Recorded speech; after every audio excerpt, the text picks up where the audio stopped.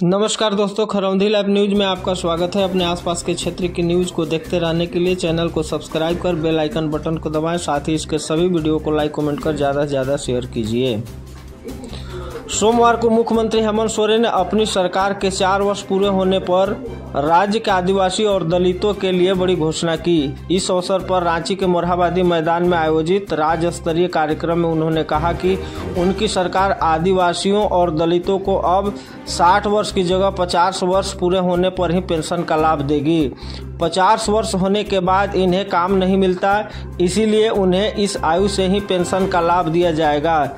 इस दौरान उन्होंने पूर्ववर्ती सरकारों के 20 वर्ष के कार्यकाल की तुलना अपने 4 वर्ष के कार्यकाल से करते हुए अपनी उपलब्धि गिनाई।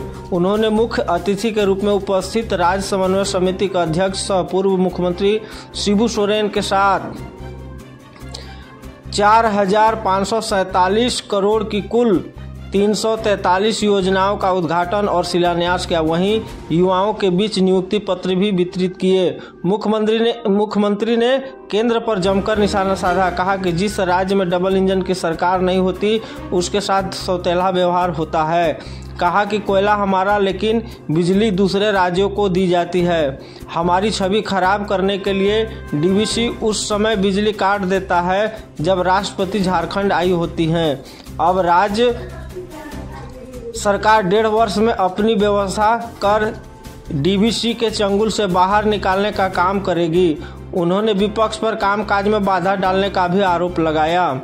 कहा ये राज्यपाल से कानाफूसी कर कान भराते हैं। दूसरे राज्यों में कानून लागू करने से राज्यपालों को आपत्ति नहीं, झारखंड में तकलीफ होती है। उनका इशारा 1932 के खतियान आधारित स्थानीय नीति तथा आरक्षण सीमा को बढ़ाने की ओर था।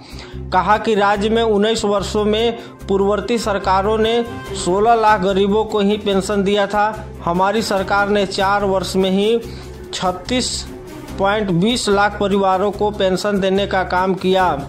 बिहार, उड़ीसा, छत्तीसगढ़ में 250 से 350 रुपये ही पेंशन मिलती है।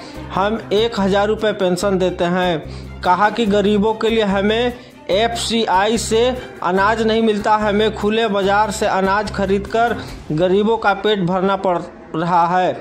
उन्होंने शीघ्र ही डीलर का कमीशन बढ़ाने की भी घोषणा की। डबल इंजन की सरकार ने किया सत्यानाश। हेमंत ने कहा कि राज्य में हमें भीख में नहीं मिला, लड़कर लिया था, जिसे इस नवोदित राज्य को पालने पोसने और मजबूती देने की जिम्मेदारी मिली थी। राज्य की स्थिति ऐसी कर दी थी कि गरीब भूख से मर रहे थे, किसान आत्महत्या कर रहे थे। हम सहानुभूति के अलावा कुछ नहीं कर पाते।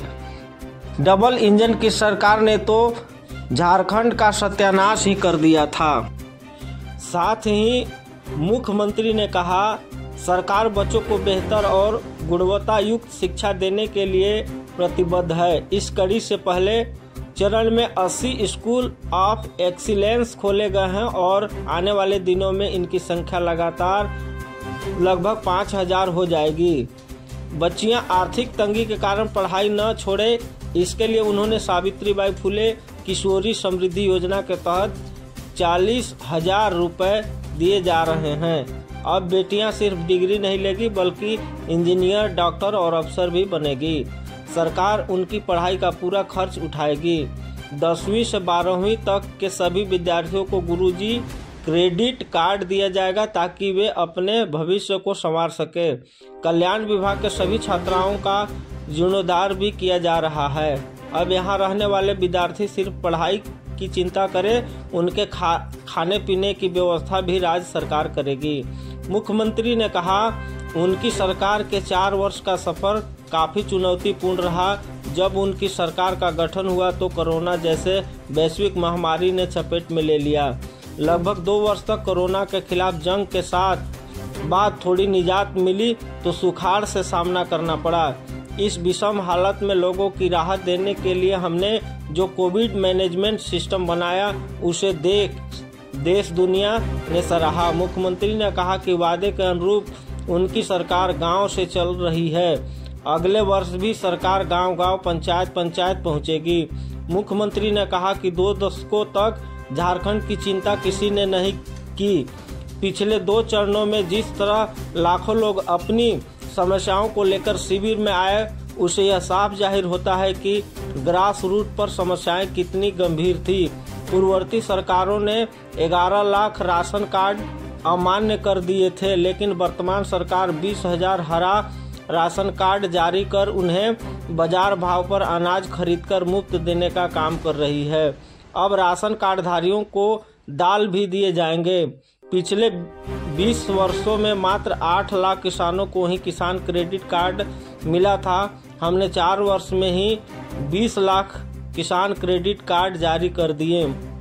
मुख्यमंत्री ने कहा, राज्य में नियुक्तियों के रास्ते खुल चुके हैं। सरकारी विभागों में खाली पड़े हजारों पद भरे जा रहे हैं। वहीं 45,000 से ज्यादा पदों के लिए नियुक्ति प्रक्रिया चल रही है। मुख्यमंत्री ने कहा कि युवा झारखंड के कदम आगे बढ़ रहे हैं। वर्ष 2025 में झारखंड 25 वर्ष का युवा हो जाएगा। हमने यह लक्ष्य रखा है कि अगले 2 वर्ष में झारखंड को इतना ताकतवर बनाएंगे कि अपने दम पर यह आगे बढ़ेगा और किसी से मदद लेने की जरूरत नहीं पड़ेगी। वहीं कार्यक्रम में ग्रामीण विकास मंत्री आलमगीर आलम ने कहा, हम सिर्फ कहने पर नहीं, काम करने पर विश्वास रखते हैं। आज विपक्ष ओबीसी की बात किस मुंह से उठा रहा है? जब संयुक्त बिहार में ओबीसी को 27% आरक्षण था तो उसे बाबूलाल मरांडी की सरकार के दौरान घटाकर 14% कर दिया गया था। विपक्ष राज्य की जनता को गुमराह करने का काम कर रही है।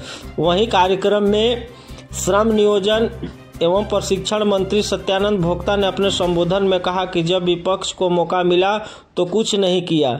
जब वर्तमान सरकार ने कर दिखाया तो वह विपक्ष को नहीं दिख रहा है। उन्होंने बंद पेंशन को फिर से चालू कराना राज्य सरकार की बड़ी उपलब्धि बताई। राज्य स्तरीय कार्यक्रम में कई मंत्री, सांसद और विधायक उपस्थित रहे।